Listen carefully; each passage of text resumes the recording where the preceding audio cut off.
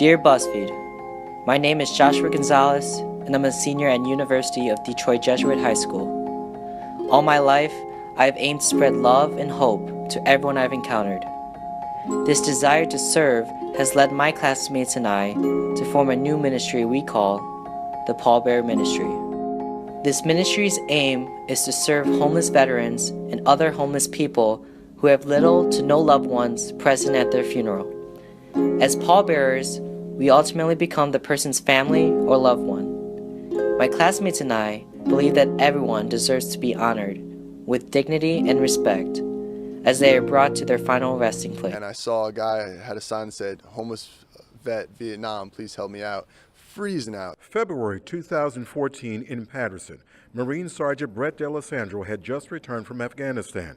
D'Alessandro bought a backpack, filled it with necessities and more, and gave it to the vet. 3 days later, he saw the same man again. This time the man had his 8 or 10-year-old son with him.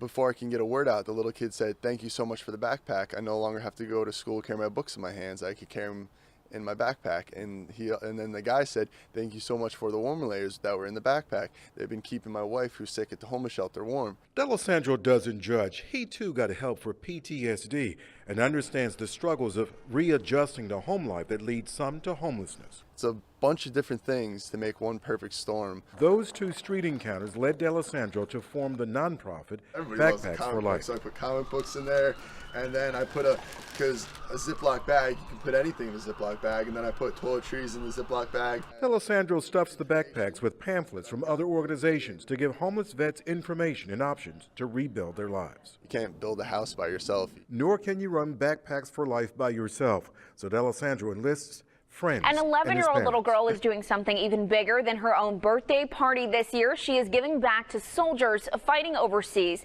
through Operation SOS. Instead of buying birthday presents, Gracie Snyder of Blair County asked her friends to donate to soldiers. Today she presented a check for $70, and Gracie says she knows it is better to give than to receive. And there's people out there fighting for us every day, and there's no family around them. It's just people they might have never talked to before.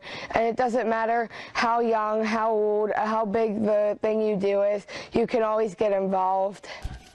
Gracie says this is just a small way to say thank you to those sacrificing their lives overseas.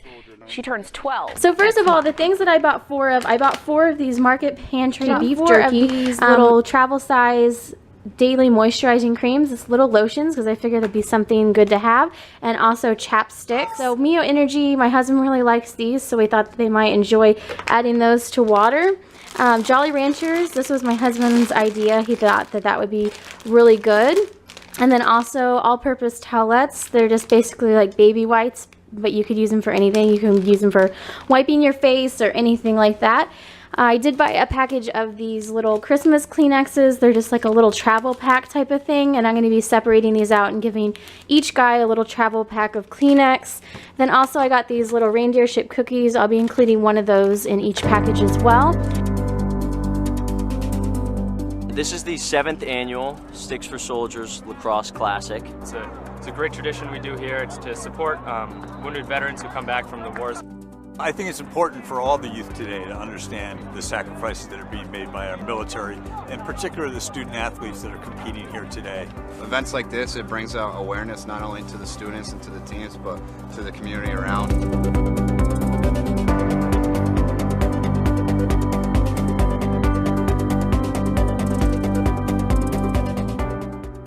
The first 6 years, we've raised $160,000 for wounded soldiers. This year, we hope to break our 2010 record of $60,000. This year's honorees are Sergeant Greg Caron, a Marine Corps sergeant that lost both of his legs in Afghanistan, and also Army Captain Greg Galeazzi. And the tournament is for them. It's to honor them and to serve them as they've honored us and served us. You know, we do it to help them and show them that we don't take for granted what they do every day to sacrifice. They've all been severely injured, so they've all made major sacrifices to protect our country and help us live the way we do. you know, to have a community come together and this support system that we have, it's phenomenal, and it brings up our spirits. It makes us feel better what we did for our country. It's important for students to recognize the sacrifices of service members because oftentimes it goes unnoticed. You know, I think it's important because of the society that we live in. We all have to chip in and help out for others, and these guys are doing sacrifices way beyond our wildest dreams. You know, your kids run up to you and they say, "Daddy, look at what I just found, look at what I just saw," and it's that moment. You come back and reintegrate within the family. It can be challenging. Trying to find your place in their routine. Kirsten, my wife, she has her set way of doing things, and when I come back, I disrupt it. Military kids feel that no one understands what they're going through. Their service member is gone and they feel anxious all the time. When I was growing up, he was always there, so it's different when my dad's not there for me. When a military member serves, their entire family serves with them. Most of the people around us didn't understand what we were experiencing. When we first found out about him going to Greenland, I had to do what I needed to do at home, and he had to do what he needed to do there. In the end, you know that you're helping serve a bigger purpose. There's so many organizations that provide support for the service member, but nobody's focusing on What the I family. learned from this experience is that everyone has the capacity and capability to do great things and to pursue their calling. No matter the size of the challenge or the enormity of the odds, finding ways to help others ultimately benefits us all.